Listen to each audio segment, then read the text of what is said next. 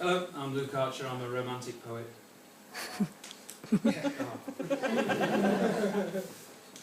This first poem is it's about love at first sight, and finding that special someone and knowing in that instant you need to be with that person for the rest of your life. And about the modern woman. It's called The Bonny Maid of Barnsley.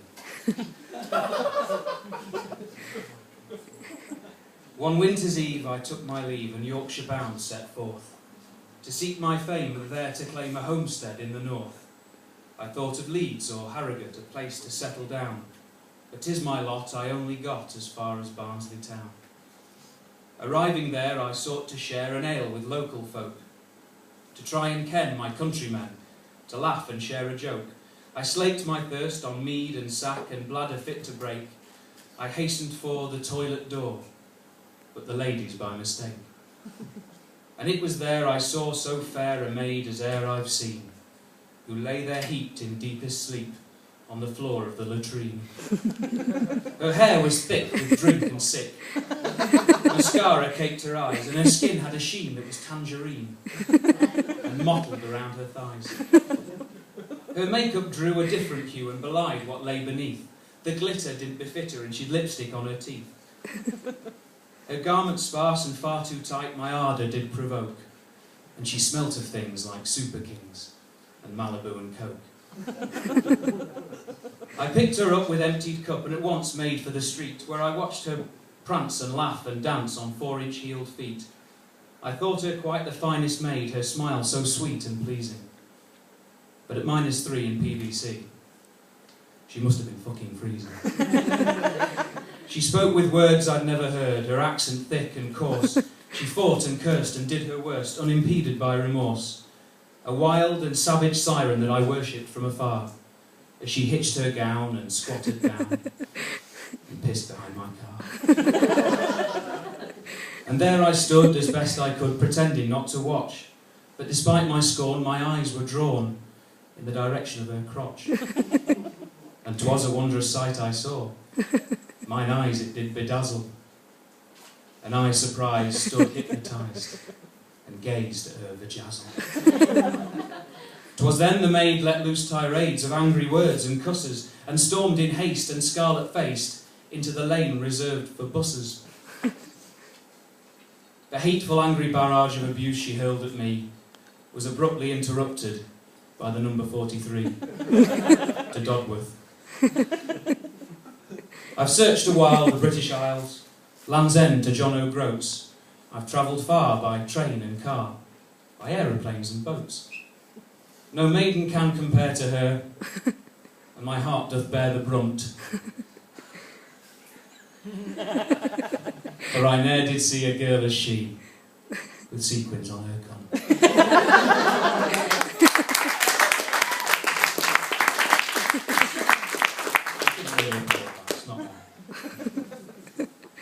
This next poem is rather more personal. What a lot of people don't know about me is I suffer from a debilitating phobia, categorised as an irrational fear of homographs, which are words that are spelt the same but pronounced differently. It's something I've had to deal with for most of my life, and my doctor suggested that maybe expressing it through poetry might be quite cathartic and shed a bit of light on the condition, possibly helping other homographobes out there get the support they desperately need. So this is Homographobia, the poem. I suffer from an illness, homographobia it's called, and if you saw how others teased and laughed at me, you'd be appalled. See, whilst some words appear identical, pronunciations vary, which you'd think was just a minor obstacle. On the contrary, I cannot read out loud, I get linguistic constipation. I only read out of necessity, and not for recreation. See, I've tried to learn the stresses, look at context, read ahead, keep a mental note of all the homographs that I have learned. But the words become confusing and their meanings convolute, with the differences in their pronunciation so minute, that it causes me such upset and I'm always tightly wound. And the impact that it has upon my life is so profound that my friends just cannot console me, and they just get irate because they think I may be faking it, and it's deliberate. See, language is a fragile thing, so easy to pervert. And those who flout its laws will wind up with their just deserts. Deserts. But I've a slender grasp of language, my mistakes can't be undid. I'm a poor linguistic cripple, a grammatical invalid. It's my albatross, my cross to bear, lead weights around my neck. Whilst others scan for context, I stop and double check. It's like a curse or a disease, it's like a switch inside my head. And it's happened to me all my life with every book I've read. People ask me when it started, but I just can't quite recall. When the verbs got merged with adjectives, I've no idea at all. I suspect that it's always been the case and that I'm broken, that I'll always be confounded by the written and the spoken, that I'll always try and read out loud and others will object, that I'll always be no more than the results of my defect.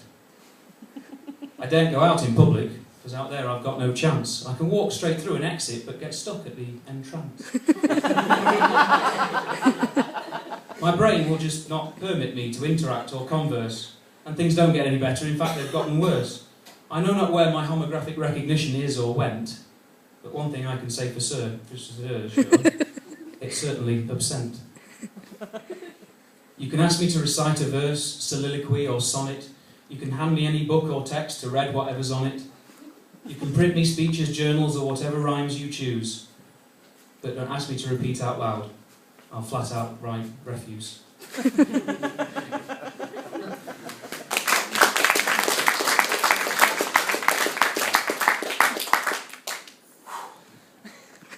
out of me a little bit. This next poem is actually the first poem I ever wrote, and it was for a friend's stag do. Just to give you some background, he was called Matthew Henry, and his fiancée was called Erica Nathan. I have to tell you that, otherwise it doesn't make any sense.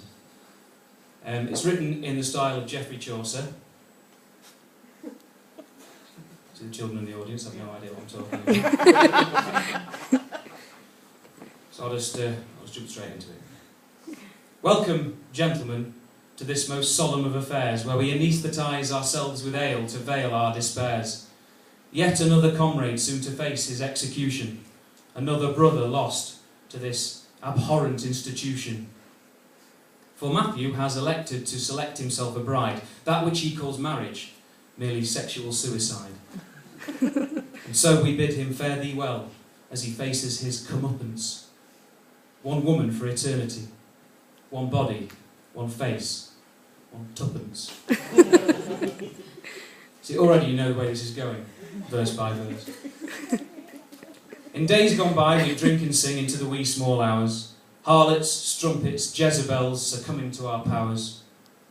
Some of them celestial, angelic, divine. Some of them not quite so. Some fucking borderline. They flock to us in droves to hear exaggerated tales, competing for attention from such awe-inspiring males. Lascivious behaviour was the object of the night. We had no need of conflict, no urge to cuss or fight. The concept of fidelity made every fellow cringe. One woman for eternity. One body, one face, one minge.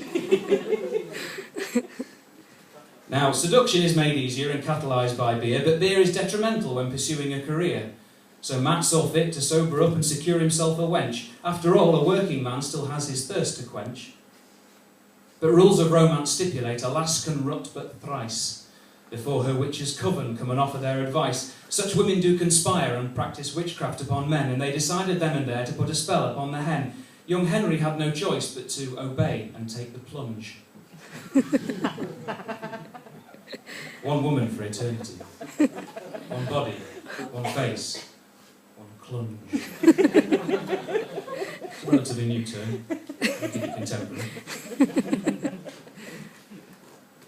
Though ladies coo and fawn on him, our Matt could care no less, caring only for sweet Erica.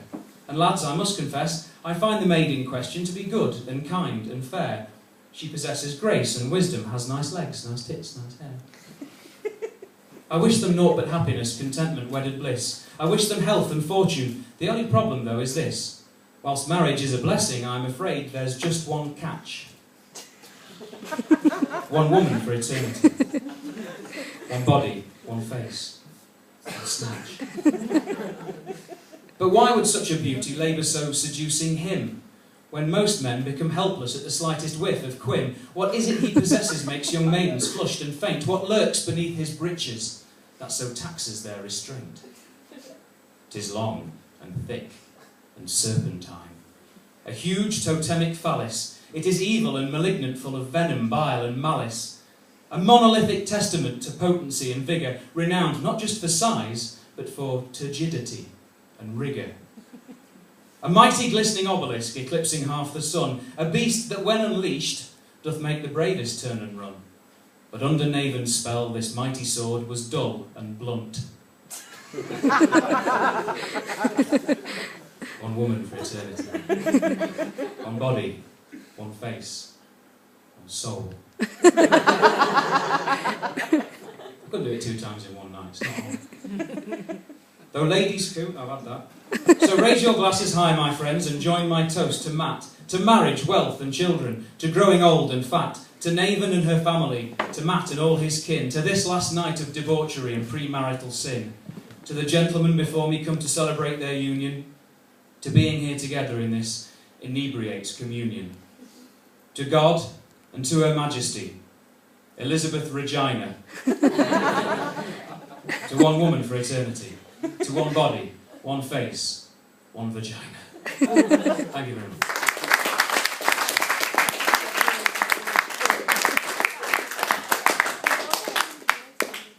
I'm just going to shoehorn in one last poem here. I've actually performed it here before. It's slightly offensive, so you have to bear with me. And it's designed for whenever I get heckled, but you've all been too kind or too frightened to heckle me, so this is called The Heckler's Lament. Imagine there's a heckler in the crowd. I don't want you to think I'm directing it at all of you. You look familiar, mate. I think I met your mum the other day. I helped her reenact her favourite bits from 50 Shades of Grey. I think she mentioned you and certain things about your family tree. At least I think she did. It's hard to tell. Her mouth was full of me. You see, it turns out that your origins are really very odd. Let's call it providence or miracle or twisted joke by God. By all accounts, the tale begins with just one single soiled tissue, used as backstop for the rich, hot, salty albumin that issued from the suppurating nethers of a homeless, chunky loser, host to all the vile diseases one associates with users. And the tissue, then discarded, left to soil and to decay, just lay there sodden, full of germs and parasites and DNA. Which, when the rains came, made its way down to the sewers and dissolved, and amidst the human excrement the DNA evolved, combining with the nearest elements surrounding it, becoming only 1 part semen and 99 parts shit. It was around that time your mum was having trouble with her drains, no doubt compounded by the recent aforementioned heavy rains, but to wash a day of whoring off requires a long hot soak to wash away the aches and troubles of such prostituting folk. She slid into the bathtub, seeming unaware that it was only 1 part water and 99 parts shit. She lay there stunned, unmoving, with her consciousness in limbo, and regrettably, she lay there stunned, unmoving, legs akimbo. All the rotten, fetid, filthy, stinking sewage filled the room, and the contents of the tissue made a beeline for her womb. All that disease, all that bacteria, and all that human waste, all that ugly, putrid wretchedness combined to make a face. All that wrongness, all that rankness, all that filth, and here you sit. You're only 1 part person and 99 parts shit. Thank you very much.